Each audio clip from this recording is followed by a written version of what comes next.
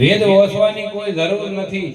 જેને સત્યની પ્રાપ્તિ થઈ ગઈ, જેને સ્વરૂપનું ભાન થઈ ગયું, જેને પરમાત્માનું ભાન થઈ ગયું, જેને બ્રહ્મનું ભાન થઈ ગયું, જેનું બ્રહ્મ સ્વરૂપ ભાળે બ્રહ્માંડને જેની વર્તી અખંડ બ્રહ્માકાર, દુર્લભ એવા સંતને, જેવા દુર્લભ એવા સંતને જેની પાસે બ્રહ્મનું સ્ત્રોત્રીય, બ્રહ્મ શું છે, ચમચમ છે એમ એનું વર્ણન કરી કે બ્રહ્મને ઓળખવા માટે, બ્રહ્મની નજીક જવા માટે ચે થઈ જાવ,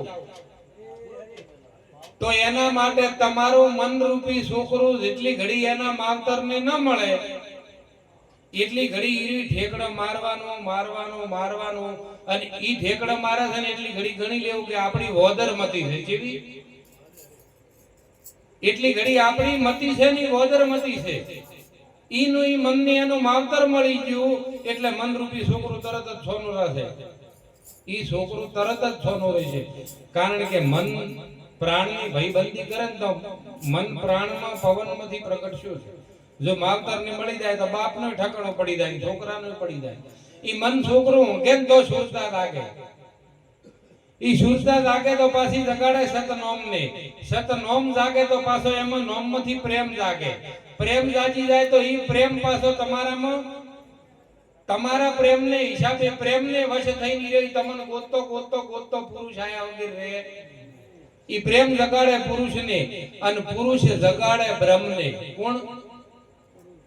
પુરુષ જગાડે બ્રહ્મને. આ બ્રહ્મ જે છે, બ્રહ્મના બેહણો શું છે, તો નિરાત કોઈ પંથ નથી પણ નિરાત બ્રહ્મના બેહણો છે.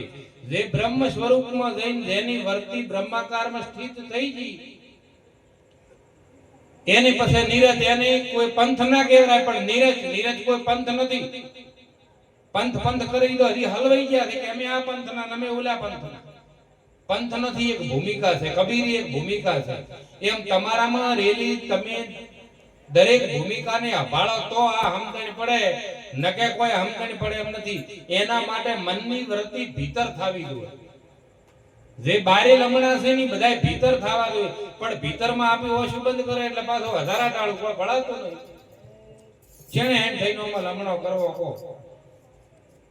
કે મનની પાર દાવું છે, મનની પાર દઈને મોજું મોણવી હતી પણ વાટ તો ભાળવી દો. જેને હેન થઈને બેહવું ઈ તો એના માટે સદગુરુ. ઈ સદગુરુ કારણ કે અગમ ઘરને છે આડા તાળા. ઈ સદગુરુ કોસી આલે, કોસી છે 100 પોખડા વાળી. એને ફેરબામાં પાછી ઘણી ટોટ. અમુક અને ઈષ્ટા પડી ઉઘરી પણ હાલગરા નથી ઉઘડ્યા. ઓમાં એવું છે અમુક એમ કે તમને ઓળખી લો, પણ તમને ઓળખી લો, તમે ઓળખી લો, તમે વિચારોના સમૂહ સિવાય બીજું તમે કોઈ નથી. શું તમે લોકો? ઓમાં તો સંતો મહાપુરુષો તમારી વાત કરતા જ નથી. તમને મારવાની, પોતાને મરવાની વાત છે ને. પરમાત્માને પ્રગટ કરવો હોય તો પોતાને મરવું પડે, પણ તમે કદી મરો એમ છો જ નહીં. કારણ કે હમ કિસી સે કમ નહીં.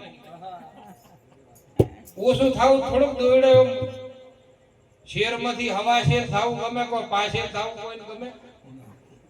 ઘણાય મને કે કેમ આવા ડુગડા પડી ગયા, કે ઠીક પડી ગયા. ઓછું થાવું કોઈને ગમે, વધારે થાવું ગમે, એમાં સારું લાગે. એટલે જીવન મળ્યું છે જો કોક સમજાય ને તો સંતો મહાપુરુષો જે બેઠા હોય જો તો આનંદ ઓમાં આયા તો જેટલાના ભાગમાં શબ્દો આયા છે. હવે ઓમાં જીઓ સુરતા વાળો હોય પકડી લે, ન પકડે એમ નહીં. અમુક વળે ઘરના ધોપે વળગી રહ્યા છે બાપડા હોય એમ કોઈ આ સમજાય નહીં.